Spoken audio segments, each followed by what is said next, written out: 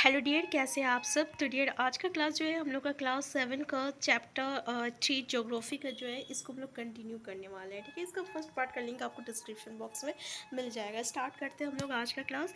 तो देखिए, हम लोग यहाँ तक डिस्कस किए थे जिसमें हम लोग ये देखे थे कि जो भूकंपीय तरंगे होते हैं ना, वो 3 प्रकार के होती है। एक होता है पी तरंगे, एक होता है एस तरंगे और एक होता है एल। ठीक है, पी, एस और एल होता है।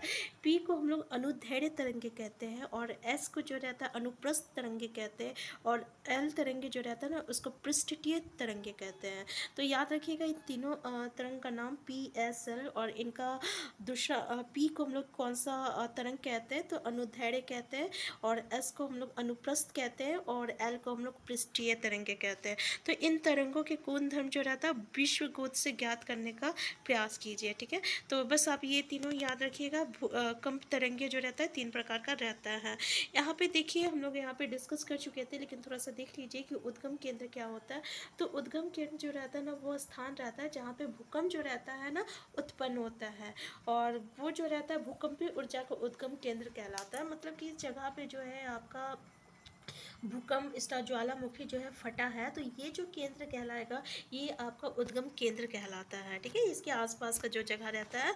तो यहाँ पे देखिए, यहाँ पे दो चीज़ हम लोग का देखिए, उद्गम केंद्र के पृष्ठता पर उसके निकटतम स्थान को अधिक केंद्र कहते हैं। अधिक केंद्र का मतलब कहने का मतलब हुआ कि मान लीजिए यहाँ से आपका भूकंप ज्वालामुखी फटा, तो इसके आसपास का जितना जो एरिया है ना, उस एरिया को हम लोग क्या कहते हैं, तो उसको हम लोग क्या कहते हैं, अधिक केंद्र कहते हैं। और उद्गम केंद्र किसको कहते हैं, तो वो स्थान हो गया जहाँ से आपका जो है वो ये स्थान जहाँ से ये ज्वालामुखी फटा है। जैसे कि यहाँ पे देखिए, ये जो स्थान है ना, ये आपका उद्गम है, और इसके आसपास जितना भी एरिया है, देखिए यहाँ पे किसको किस तरीके से अफेक्ट कर रहा है उस आसपास का एरिया को, इसको हम लोग अधिगम केंद्र कहते हैं। तो क्लियर है यहाँ तक।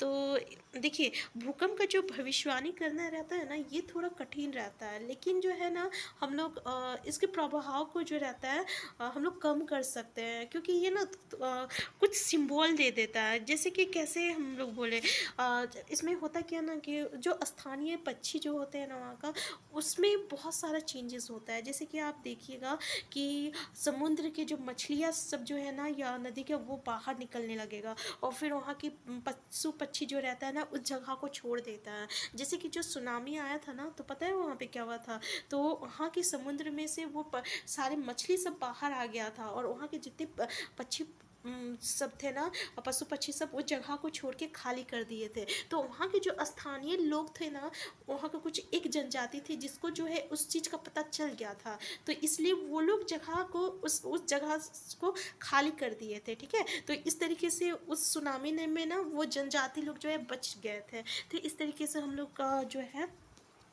मतलब कि समझ सकते हैं कि हाँ कुछ होने वाला है। ठीक है, तो ध्यान दीजिएगा। यहाँ पे देखिए क्या है ना कि भूकंप का मापन, यानी भूकंप जो रहता है ना, हम लोग ये हम लोग पहले क्लास में डिस्कस किए हुए थे कि एक यंत्र से कहते हैं जिसको हम लोग क्या कहते हैं, भूकंप लेखी कहते हैं। और भूकंप की तीव्रता जो रहता है ना, अगर उसको हम लोग को मापना रहता है तो वो रिएक्टर स्केल से होता है, और जिसे हम लोग क्या कहते हैं, और जिस भूकंप की तीव्रता जो रहता है 2.0 और रहता है उससे कम रहता है, तो उसका जो इफेक्ट रहता है उतना ज़्यादा नहीं रहता है। और 6.0 रहता है ना, तो उस इससे क्या होता है, वो बहुत शक्तिशाली रहता है। और अगर 7.0 रहता है ना, तो ये तो बहुत ही शक्तिशाली रहता है, ये बहुत ही विनाशकारी होता है। ठीक है, तो ये आप रेटिंग स्केल को देख लीजिएगा। यहाँ देखिए, भूंज में भूकंप के झटके। 26 जनवरी 2001 को भूज शहर में रिएक्टर स्केल पर 6.9 की तीव्रता वाला भीषण भूकंप। ठीक है, और स्कूल सावधानी स्कूलों की इमारतें गिरने से कम देख लीजिए 971 छात्रों एवं 31 शिक्षकों की मौत हो गई थी। भूज की तबाही, देखिए फोन लाइनें, जल पाइप लाइनें, विद्युत स्टेशन और संचार लाइनें सभी अवरुद्ध हो गए थे। मुख्यमंत्री की केंद्र से अपील। गुजरात सरकार ने इस संकट का सामना करने के लिए केंद्र से वित्तीय सहायता मांगी थी। ठीक है, भूज से निराशाजनक राहत। भूकंप के 3 दिन बाद भी हर व्यक्ति तक भोजन, कंबल, दवा। तो ये देखिए कब हुआ था, 26 जनवरी 2001 को हुआ था। ठीक, एक को हुआ था, कहाँ हुआ था, तो आपका गुजरात में हुआ था। नेक्स्ट है आपका चारकोल शहर में आग, चारकोल एवं अंगीठियों के पलटने के कारण अनेक स्थानों पर आग लग गया था। भूकंप प्रभावित क्षेत्र में आपातकाल की घोषणा कर दी गई थी। ठीक है, तो भूकंप जो रहता है बहुत ही विनाशकारी होता है, बहुत ही विनाश लेके आता है। तो इससे हम लोग कैसे बच सकते हैं?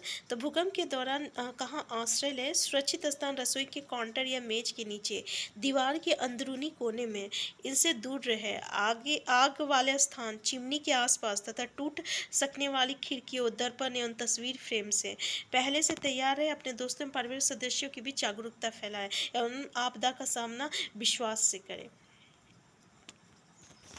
ऐसे तो जब हो आने वाला रहेगा तब तो कुछ तो नज़र मतलब कि समझ में नहीं आएगा क्या होगा क्या नहीं होगा। और विनाश अगर होना रहेगा तो बहुत ही मतलब कि उसको कोई रोक भी नहीं सकता है। ठीक है, तो नेक्स्ट पॉइंट हम लोग देखते हैं मुख्य अस्थाकृतियाँ। ठीक है, देखिए अप्रच्यन अप्रदन नामक दो प्रक्रमों द्वारा दृश्य भूमि लगातार विखंडित होती रहती है। पृथ्वी के स्तर पर सैलों को टूटने से अप्रशय की क्रिया होती है। ठीक है, और भू दृश्य पर जल, पवन एवं हिम जैसे विभिन्न घटकों के द्वारा होने वाले श्रेय को अप्रदन कहते हैं। तो देखिए ये दो तरह का जो रहता है ना बहुत ही विनाशकारी होते हैं, जैसे कि अप्रशय होते हैं, अप्रदन होता है। देखिए अप्रशन क्या होता है कि जो पृथ्वी का जो ऊपर का जो यानी जो स्तर रहता है उसका सरफेस जो रहता है, तो पर सैलों की टूटने मतलब जो पत्थर टूटता है ना उसको हम लोग अप्रशय कहते हैं। और भू दृश्य पर जल, पवन और जो आपका हिमालय जो पिघलता है इसके होने के वाले श्रेय को इसको हम लोग अप्रदन कहते हैं। तो वायु, जल आदि अप्रदित पदार्थ को ये क्या करता है, ये सब जब होता है तो ये क्या करता है एक स्थान से दूसरे स्थान पर जो भी आपका मिट्टी रहेगा, बालू रहता है ना, वो सबको क्या करता है ले जाता है। ठीक है, तो अप्रदन एवं निक्षेपण कि ये प्रक्रम पृथ्वी के धरातल पर विभिन्न स्थलाकृतियों का निर्माण करते हैं। तो ये जब भी होता है प्रदन और निष्पेषण, तो ये पृथ्वी पर क्या होता है अलग अलग जो स्थलाकृति होती है उसका निर्माण करता है। नदी के किनारे, जैसे कि नदी के जल से जब दृश्य भूमि का प्रदन होता है, यानी जब नदी जो रहता है ना आपका नीचे खाई की तरफ गिरता है, तो इसको हम लोग क्या कहते हैं, जलप्रपात कहते हैं। क्या कहते हैं, जलप्रपात कहते हैं। जैसे कि आप यहाँ पे देख सकते हैं कठोर सेल जल की शक्ति द्वारा काटे हुए मृत सेल किस तरीके से मतलब कि ये ऊपर से जो है नीचे की ओर गिर रहा है, इसको हम लोग क्या कहते हैं, जलप्रपात कहते हैं।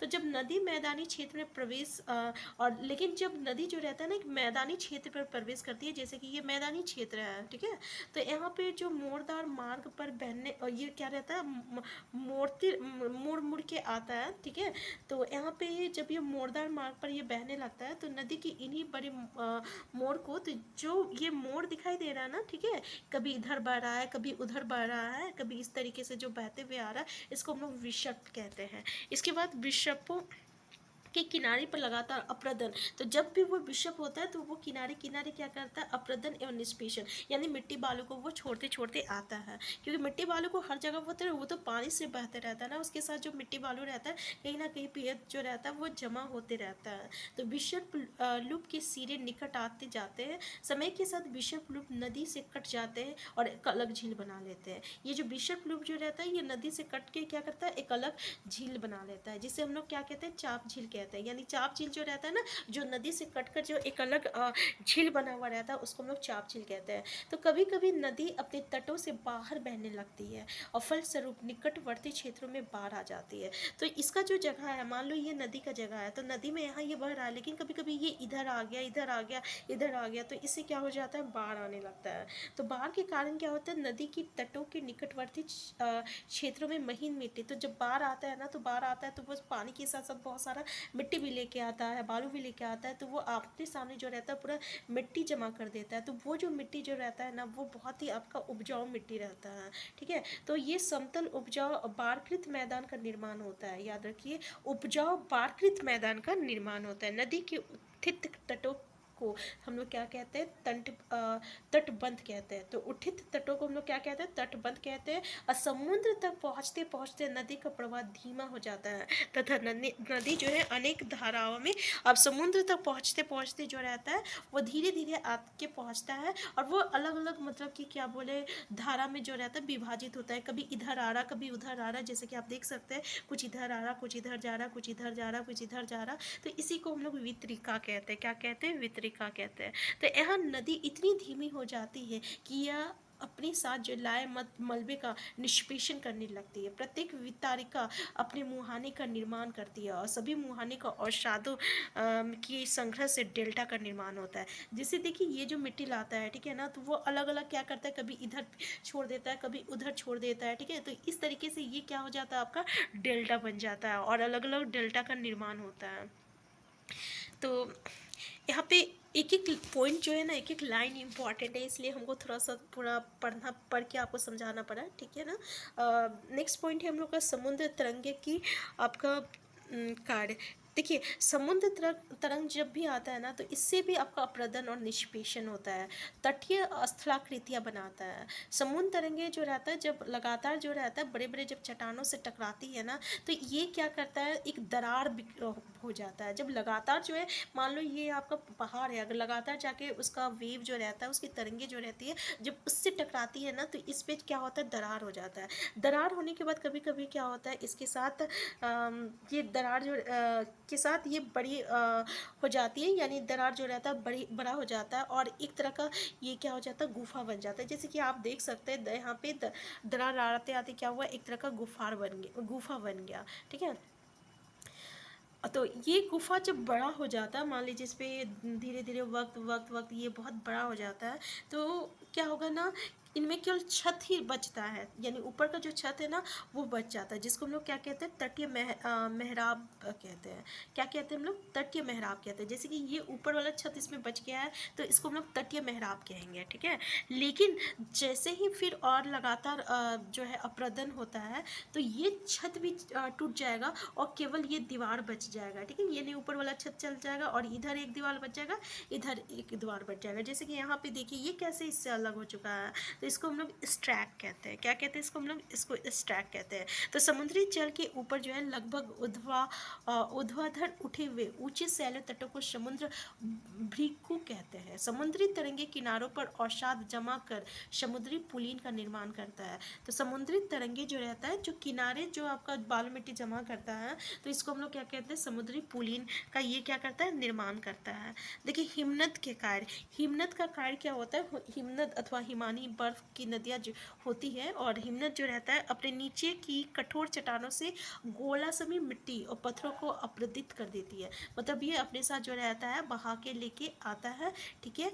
और गोला समी और हिमनद गहरे गतों का निर्माण करते हैं। पर्वतीय क्षेत्र में बर्फ पिघलने से उन गर्तों में जल भर जाता है, और वो सुंदर झील बन जाता है। मतलब वो क्या होता है ना, जब वो बह के आता है, ठीक है, तो कहीं ना कहीं क्या हो जाता है, गड्ढा बन जाता है। और जब हिमालय से जो रहता है, जो पर्वत से जो रहता है पानी आता है, और जब ये गड्ढे में मतलब कि आपका भर जाता है, तो वो इस तरीके से वो एक सुंदर झील का भी जो रहता है निर्माण करता है। तो हिमनद के द्वारा लाए गए जो पदार्थ होते हैं, जो छोटे बड़े जो आपका बालू होते हैं, मिट्टी होते हैं, कण होते हैं, ठीक है, तो ये निक्षेप हिमनद हिमोर का निर्माण करता है। तो ये जब जमा हो जाता है, तो इसको हम लोग क्या कहते हैं, हिमनद हिमोर कहते हैं, ठीक है। क्लियर है यहाँ तक। अब यहाँ पे हम लोग देखते हैं पवन के कार्य।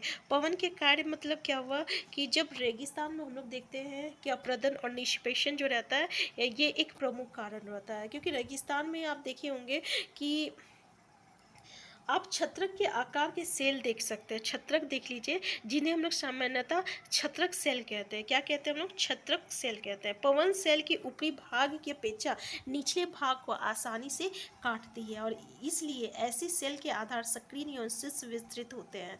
पवन चलने पर यह अपने साथ रेत को एक स्थान से दूसरे स्थान पर पहुंचाती है। जब पवन का बहाव रुकता है, तो ये रेत गिरकर छोटी पहाड़ी बनाती है, और इनको हम लोग बालू टिप्पा कहते हैं। क्या बोल रहा है, ये जो ऊपर का जो रहता है ना, ना उससे ज़्यादा ये नीचे की ओर से बालू को लेके जाता है। और जैसे वो पवन जब एक जगह से दूसरी जगह तक जाता है ना और वो रुकता है पवन, तो वो कहीं जाके जो है पूरे बालू को इकट्ठा कर देता है। और वो जब बालू एक जगह जाके इकट्ठा हो जाती है ना, तब वो क्या बनाती है, एक पहाड़ी टिब्बा जैसा बनाती है। मतलब एक इकट्ठा हो जाता है तो कैसे पहाड़ जैसा मतलब हो जाता है। हम लोग एक जगह बालू गिराते रहे तो इस तरह का वो बन जाता है ना सेब, तो इसी को हम लोग बालू टिब्बा कहते हैं। क्या कहते हैं? बालू टिब्बा कहते हैं। तो जब बालू कण महीने एवं हल्के होते तो वायु उनको उठाकर अत्यधिक दूर ले जा सकती है। जब ये बालू कण विस्तृत क्षेत्र में निक्षेपित हो जाती है तो इसे हम लोग लॉरस कहते हैं। यानी ये जो बालू रहता है, यहाँ का बालू बहुत ही मतलब हल्का रहता है, महीन होता है, तो ये ना बहुत दूर तक उठा उठा के फेंक देता है। तो जब ये कहीं जाके जमा हो जाता है ना, तो उसको हम लोग लोएस कहते हैं। चीन में जो है विशाल लोएस निक्षेप पाया गया है। ठीक है, कहाँ पाया गया है? लोएस निक्षेप आपका चीन में पाया गया है।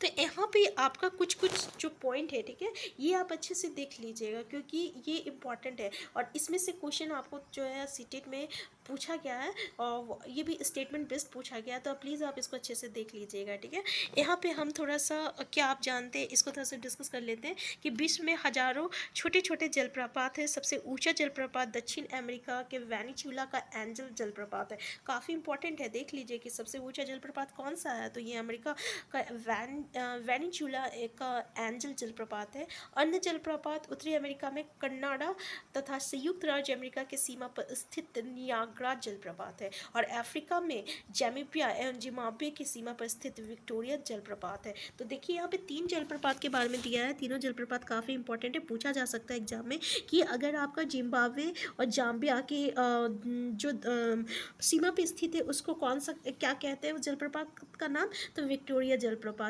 और भाई संयुक्त राज्य अमेरिका और कनाडा की जो सीमा पे है उसको क्या कहते हैं, तो नियाग्रा कहते हैं। कनाडा और अमेरिका के बीच की सीमा पर क्या है, नियाग्रा है। और जाम्बिया और जिम्बाब्वे की सीमा पर क्या है, विक्टोरिया है। ठीक है, और आपका सबसे ऊंचा जलप्रपात जो है दक्षिण अमेरिका के वेनेजुएला का एंजल जलप्रपात है। वेनेजुएला याद रखिएगा, दक्षिण अमेरिका का वेनेजुएला का एंजल जलप्रपात ये सबसे ऊंचा जलप्रपात है। ठीक है, इसमें से 3 सवाल आपका काफ़ी इंपॉर्टेंट है, तो इस पे ध्यान दीजिएगा।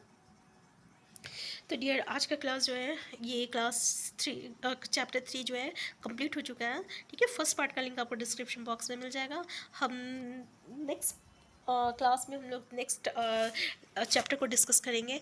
तो हम फिर मिलते हैं, तब तक के लिए आप स्वस्थ रहिए, खुश रहिए, अपना ख्याल रखिए। और अगर ये वीडियो आपके लिए हेल्पफुल है तो प्लीज़ चैनल को सब्सक्राइब कर दिया कीजिए। और आपका जो भी क्वेरीज़ होगा ना, तो उसको प्लीज़ आप कमेंट बॉक्स में आप हमें बता सकते हैं। ठीक है ना, और प्लीज़ इसको अपने फ्रेंड सर्कल में ज़रूर शेयर करने की कोशिश कीजिएगा। Thank you.